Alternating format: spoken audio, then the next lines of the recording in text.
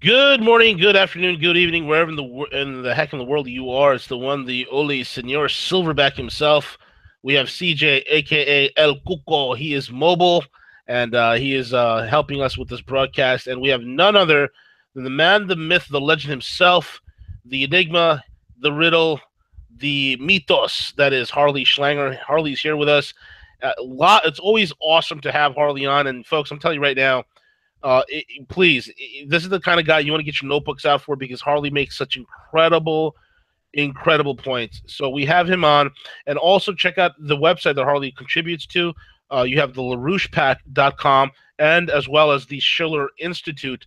Check out those two organizations. Helga LaRouche Zepp, I'm sorry, Helga Zepp LaRouche. She spoke an incredible message about the One Belt, One Road initiative the other day. It has been simulcasted over here at Rogue Money, as well as other channels as well. Important information. Important information. This is, I mean, I don't see anybody else that is the tip of the spear, that is the leading edge, the absolute bleeding edge of leading the charge into the multipolar world, and for the West to join in on it, then LaRouche Pack and Harley Schlanger is definitely, unequivocally, without beyond a shadow of a doubt, one of the brightest, most clairvoyant voices that are out there in regards to this subject matter. So without any further ado, Harley, how are you, sir? I'm fine. I think I'll retire after that introduction. Most people want to retire after the introduction by me, man. I am the introduction extraordinaire. No, look, I think it's an extremely propitious moment for people to put on their thinking caps and realize that the world that you think you know no longer exists. Hmm. And, if people think back over 20, 30 years, people who are old enough to do that, it's clear that what we can see is that the world has changed dramatically. And I'm not just talking about artificial intelligence and computers. I'm talking about the whole question of what is the conception of man? What do we put value in? What are our values? Hmm. And if you look at the collapsing economies of the transatlantic region, we see that politically it's finally caught up to the collapse of the economy. There's no stability. You look at the referendum in Catalonia. Yeah. What happens if Spain breaks apart? What's going to happen with people who want northern Italy to separate from southern Italy? What Right. about the whole Eastern Europe anti-EU tendency? What about Macron's big idea of consolidating a much more compact federal state run out of Brussels? You can throw that out the window. Yeah. So, the political changes took a while because most people are somewhat lazy as long as they can put food on the table, as long as they can pay the rent. And then when they start losing things, they accommodate. And then at a certain point, they say there's something wrong here. Right. And we've seen that process surface with the Brexit vote, with the Trump election, the rejection of Hillary Clinton. We saw it again with the rejection of the Italian referendum. We see it over and over and over. We saw it in Alabama, where the Republican establishment got their ears pinned back by a guy who's probably not qualified to be a senator, but who's certainly not going to go along with the establishment in Mitch McConnell. Right. So, we're seeing this rebellion. Where's it going to go? And this is why what Mrs. LaRouche has been emphasizing, what our organization has been stressing, is that there is an alternative that's not perfect, but it's Right. certainly much better than what we have. And that's the new Belt and Road Initiative, the idea of infrastructure, and not just building roads and highways, but of connections of cultures, of corridors of development, economic development, that link nations and peoples and ethnicities and tribal unities and everything else, link them together with toward the common aims of mankind. And that's certainly better than regime change and permanent warfare and austerity. And so, what we're trying to do is to give people a sense that this is what the fight is about. And in an ironic way, Donald Trump, who no one would have suspected of being a leader of a revolution against the privileged, has done some things that actually have put him in that position. Now, he's not able to carry it all out because he's been under enormous attack from the beginning. But just to throw this out there, and then we can discuss it more, his statement to Geraldo Rivera that we're going to wipe out the debt of Puerto Rico. And he said, I don't know if it's Goldman Sachs or who it is, but they can wave goodbye to it. Do you realize, I'm sure you do, V, and many of your listeners also, what this did to Wall Street? Oh, they had a conniption fit. Yeah. Yeah, they did. Tremor. They did. Yep. You know, a 9.8 Richter scale on this, because it's not just 72 billion from Puerto Rico that's at stake here. It's trillions of dollars in various forms of debt, corporate debt, financial debt. And then it's hundreds of trillions on top of that of derivatives, which are being carried on the books of banks and financial institutions. If you start to say, well, as Trump did, you recognize reality. Puerto Rico can't pay back this debt anyway, even before the hurricanes hit them. There's no way to pay it back now. So do you put the debt before people's lives? Well, that's been what we've been doing. But now we have a president who, unlike Obama, we have a president who's saying we're not going to put people's lives down the toilet.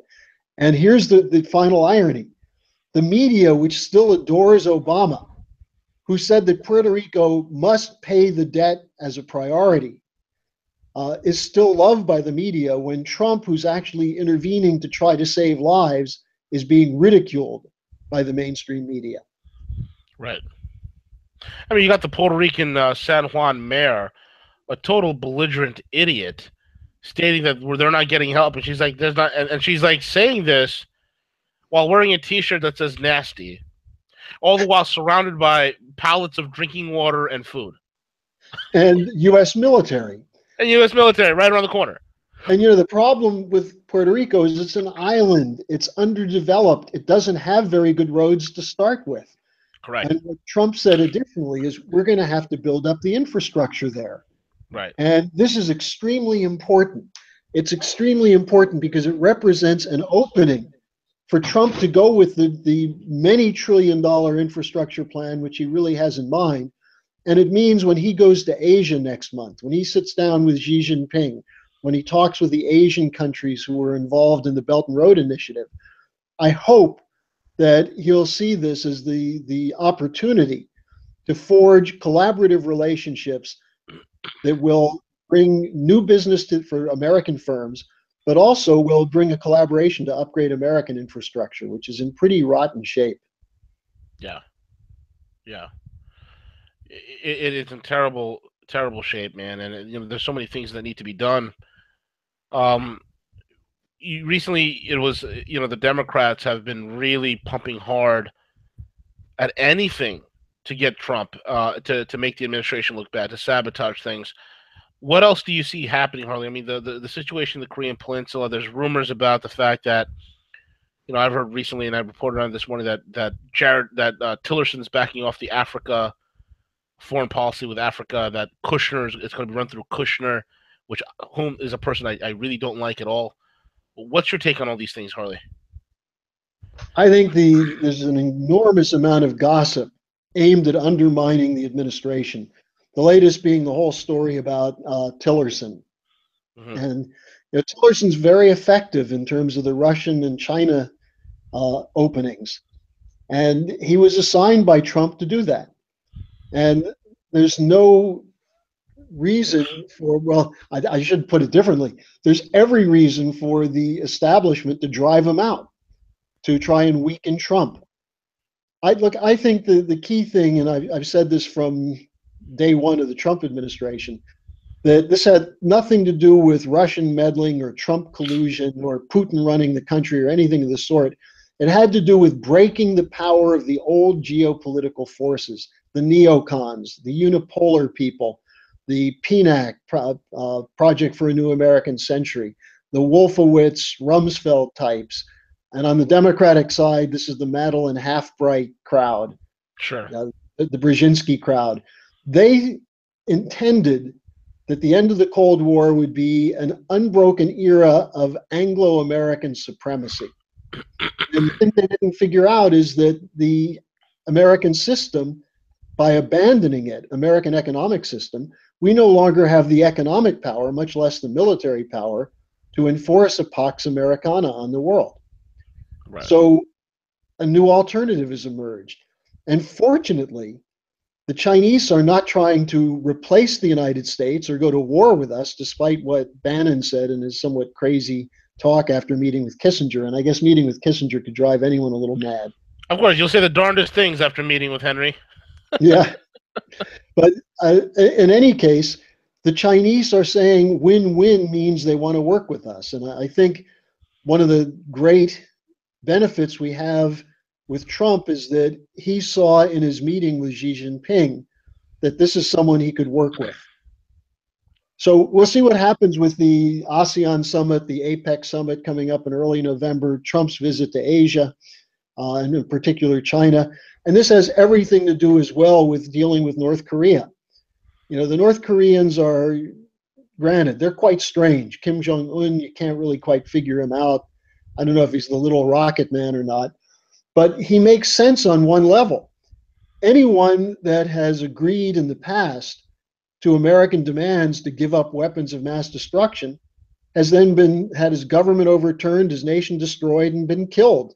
Just Right. look at Saddam Hussein and look at Gaddafi. Right? Yeah. So look what they tried to do to Assad, and Assad gave up his chemical weapons. So, and then you have the whole Iran situation where General Mattis and others are saying Iran is still in compliance. And someone, and I suspect it's an Israeli agent, Of course. a high-level Israeli agent in the administration who wants to put the United States at odds with Iran. And this is, I think, a mistake Trump is making. Hopefully they'll back him away from it. But it just gives you a very clear sense that Kim Jong-un is not completely insane by saying, you know, if you're telling us to give up these weapons, we're afraid you're going to come in and overturn us, overthrow us. Absolutely. And you know, the whole thing with the Israeli connection in the cabinet's run right through Kushner. And Kushner's connections, you know, to that is what's the name of the family that he's very close with, and they are very strong. In fact, they're like the second wealthiest family in Israel. Is the Steinmetz. That's who it is. Yeah. The Steinmetz family, and I think it was the father or the patriarch of the Steinmetz family is like the patriarch of the Kushner family. He's currently in jail. You know, he was arrested in August by Israeli police because he was caught doing global money laundering, extortion, all these other things. And Steinmetz and Kushner, Steinmetz has Mossad fingerprints all over him. It's not even funny. And also the fact that Steinmetz and Kushner own about 15 properties right here in Manhattan, Harley, with the Kushners together. That's why it's incredible to me why this kid who is a strikeout artist, you know, his claim to fame is he bought a newspaper at the zenith of the point, at the turning point of when newspaper print was going out of business. You know, when nobody's reading print, he goes into print. You know, and then he buys a skyscraper when just right before the housing bubble popped, he buys a skyscraper. So I don't know if you remember, Harley, back in the 70s, Volkswagen ran an ad for their 70s or early 80s. I think it was the early 80s. Volkswagen ran an ad for their Golf GTI in Europe. And there's a story of this guy, he's this washed up guy in a tuxedo is walking out of this elaborate nightclub. It looks like some sort of where, you know, people are gambling, very high society. And the commercial goes, he moved into gold when everybody else was moving out. You know, he bought real estate right before it collapsed. He married a sex kitten right before she became a cougar. You know, he is the man who misses everything, but luckily he drives a Volkswagen. I mean, that's Jared Kushner. I'm like, I can't watch that because every time I think about this kid, that's the commercial that comes to my head, and I can't help but laugh. Well, let's be honest. Kushner isn't where he is because of his brain power. Oh no, absolutely not. I mean, his grades were horrendous. He married well, as they say. Absolutely, he punched above his weight. You know, for a guy who puts himself as a woman in the you know, on his voter registration, you know, he punched above his weight and he was able to snag Ivanka. So good on him for closing that deal. Well, you know, I think the deeper point you're making here is the relevant one, that Israel has basically had a gangster grouping going back to the Jabotinsky networks that were there at the founding. And Netanyahu and the settler movement, which is the one that's the group that's for calling for greater Israel, that is in an alliance with the Saudis, is supporting the overthrow of Assad and calling for nuclear war against Iran. This is a grouping that the founding father of Israel, David Ben-Gurion, referred to Jabotinsky as Vladimir Hitler, Yeah. because the Jabotinsky wing basically said the Palestinians are vermin, they're not human. Right. Their view of the Palestinians was very similar to the Nazis' view of the Jews. Hmm. And this is something that people like Yitzhak Rabin rebelled against. Rabin, who was a soldier who, as a general, fought against the Palestinians, but reached a conclusion at a certain point that Israel must not be toward the Palestinians as the Nazis were toward the Jews. Now, that's a lesson that Netanyahu will never learn. Netanyahu's father was the U.S.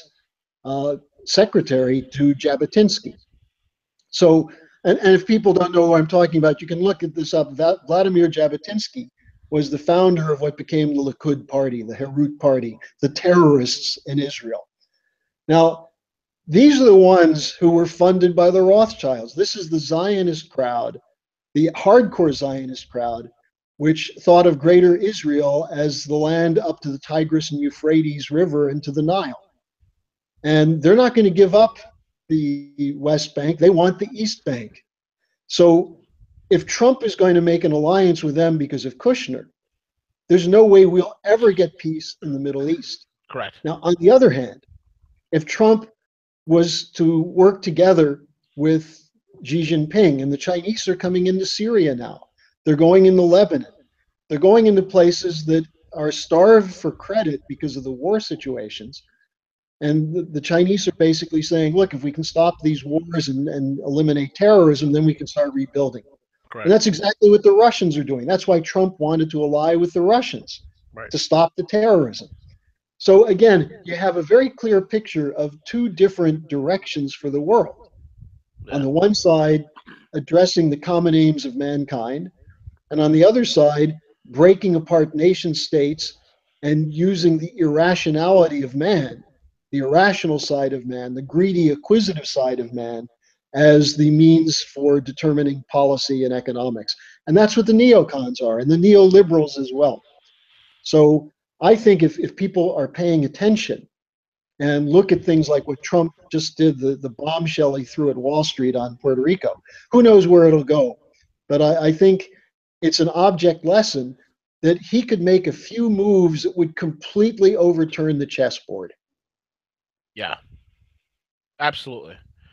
Absolutely. He can make a couple of those moves that could completely turn the chessboard.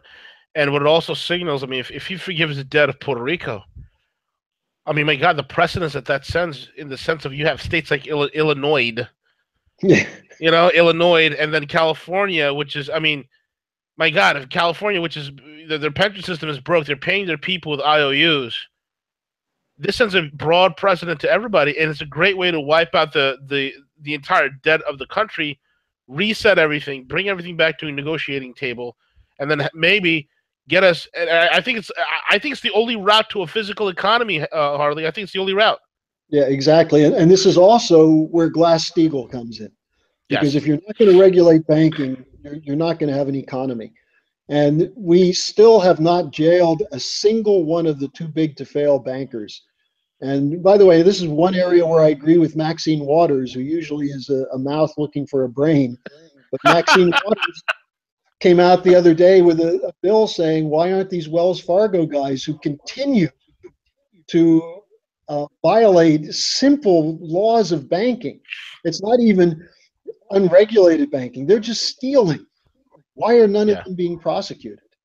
Well, look at the problem we had with the Justice Department. Did Obama put a single person in prison? Eric Holder came from working for the banks, law firms that worked for the big banks, as did Loretta Lynch. Loretta Lynch was sitting on the New York Federal Reserve Board. correct. You think they're going to put these bankers in prison? So Not I a think, chance. well, this is an opportunity for Trump to show that he's serious. And if he wants to light another fire under Jeff Sessions, maybe instead of worrying so much about employers paying for birth control and things like that, they should worry about bankers who send people to the scrap heap. I agree with you. I think it's better for us and it's better for Trump to light a fire under Jeff Sessions, get him fired up about real stuff. Otherwise, if you leave Jeff Sessions to himself, he goes a little crazy. He goes into what I call reefer madness mode, and he wants to go after like cannabis dispensaries and then he gets into civil asset forfeiture and those things like that, which doing nothing. But Jeff's a good attack dog.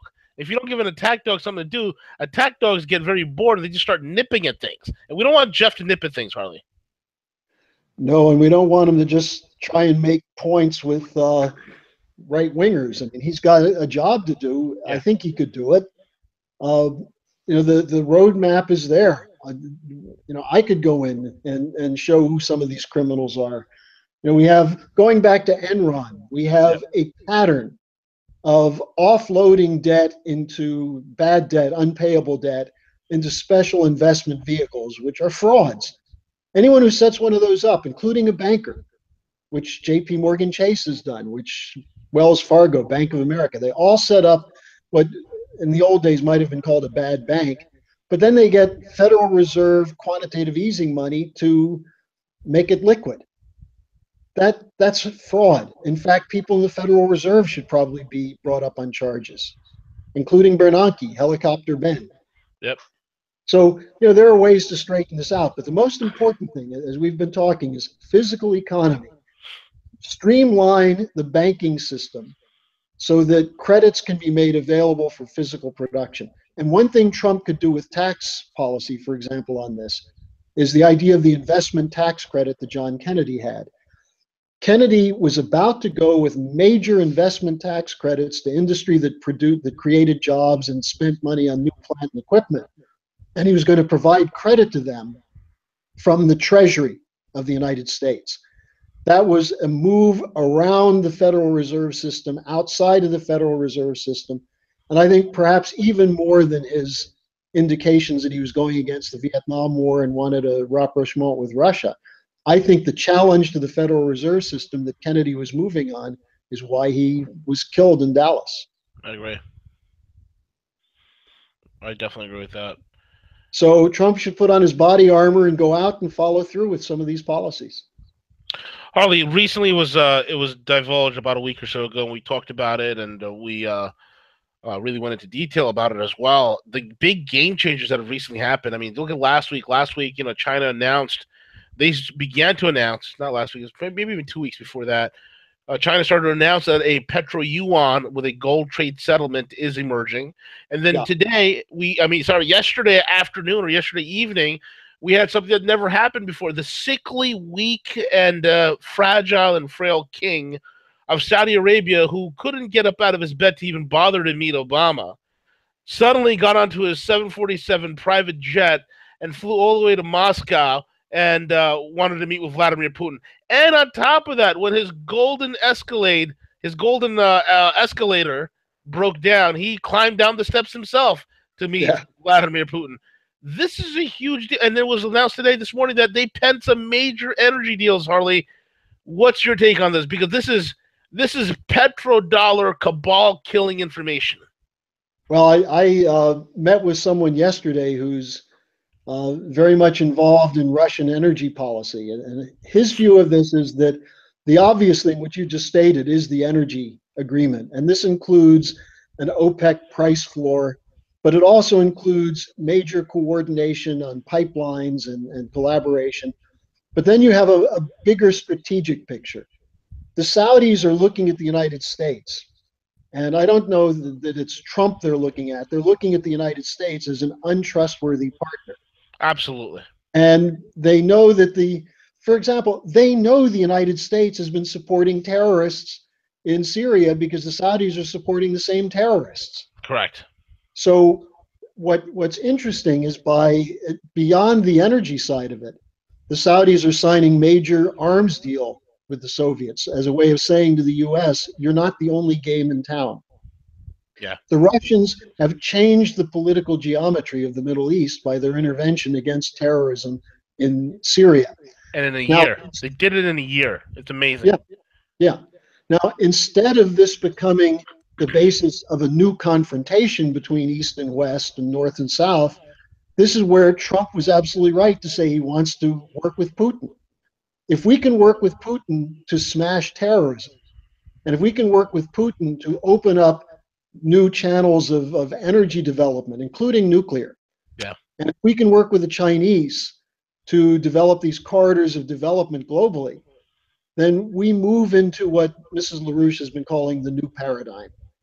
And this is when Wall Street becomes irrelevant to the point that you can pull the plug on Wall Street. Good. What most people don't understand is Wall Street, despite its control of the media and its seeming power, its control of lobbyists and congressmen, they're on thin ice. And the thin ice is that they're sitting on top of trillions of dollars of uncollectible debt. And that's why the pronouncement about Puerto Rico had so much force that the media dropped it after playing it on Geraldo and having a short couple of commentaries, and then they dropped it. They said that Mick Mulvaney backed away from it.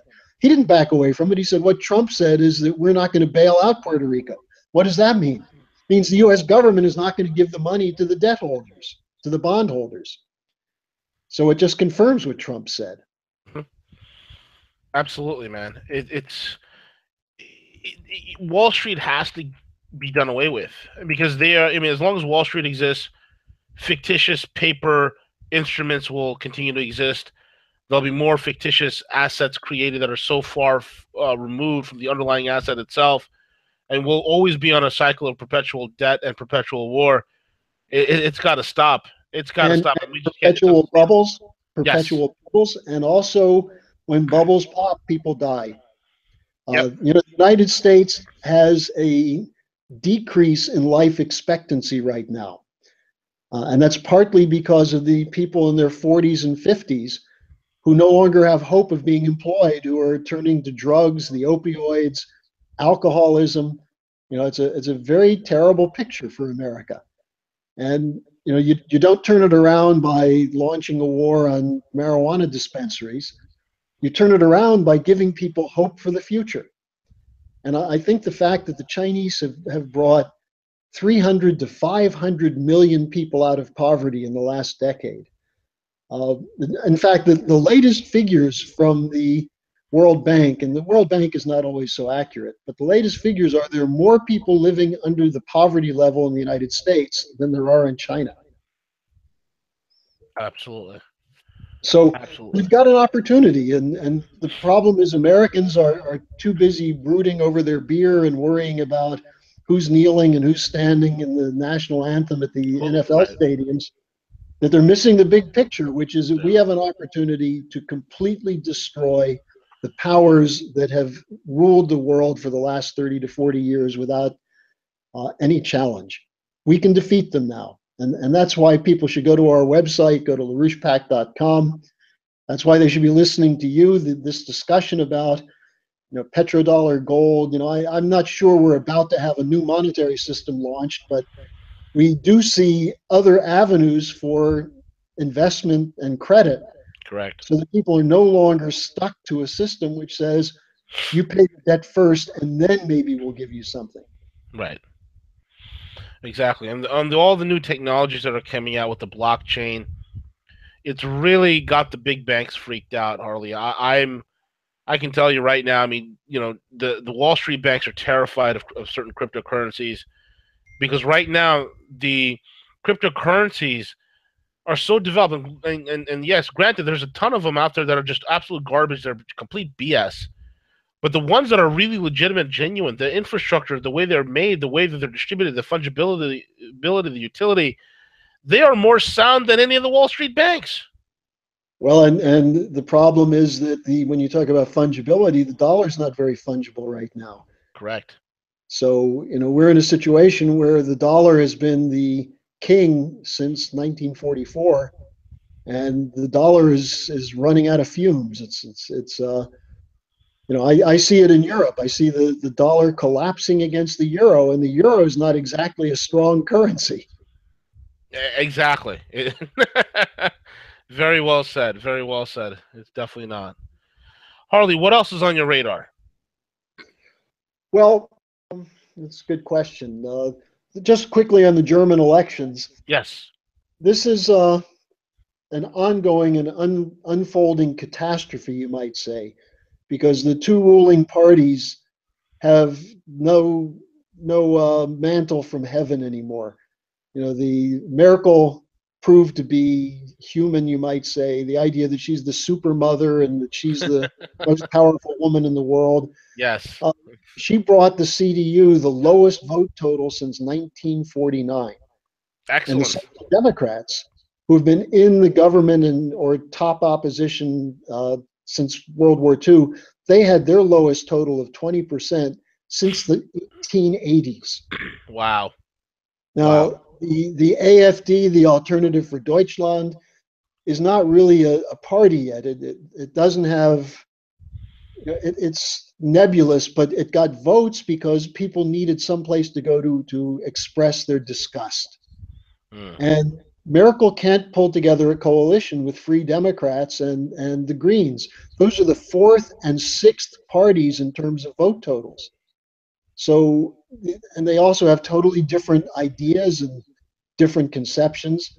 And I think what's going to happen is either Merkel is going to be pulled into a different position by industrialists, the small and medium enterprises, which are the core of her party, who are saying, work with China, get rid of the sanctions on Russia, and break with the EU. Maybe not give up the euro and give up the EU, but stop insisting that German bank policy be the policy for all the poorer countries that can't afford it. Now, the Yeah. good news there is that Schäuble, who's been finance minister for the last decade, who is the nemesis of Greece, he was forced out. He's now going to be a figurehead, the head of the president of the Bundestag, which means he'll get to gavel down people he doesn't like, but he has no power. So this is it's a fundamental shift. But the idea that Germany would replace the United States, that Merkel would be the new Obama. the dreams Yeah. and schemes of the globalists. I love it. Well, and you know, Obama came here to give her a pep talk not that long ago, and That's right. apparently Obama left somewhat depressed, but he's somewhat of a depressing guy himself. I mean, if Obama meeting with himself is enough to depress him. Very true, Harley. Very true. I think the German situation is interesting. I think Europe is getting another cold slap in the face with the situation in Spain and also in the United Kingdom when people start saying, well, Corbyn's just a wild leftist. Well, actually, he's not. He's a reversal of the new labor policy of Tony Blair, who was the chief globalist who was directing policy under Bush Jr. and Obama. So Blair, Soros, Bush, Obama, this is the crowd that's being rejected. Now, no one knows what the hell Corbyn would do if he's prime minister, but I think we're going to find out soon because it looks like Theresa May's days are numbered in Yeah. single digits, maybe. Everybody's saying that she'll be gone by December, if not sooner.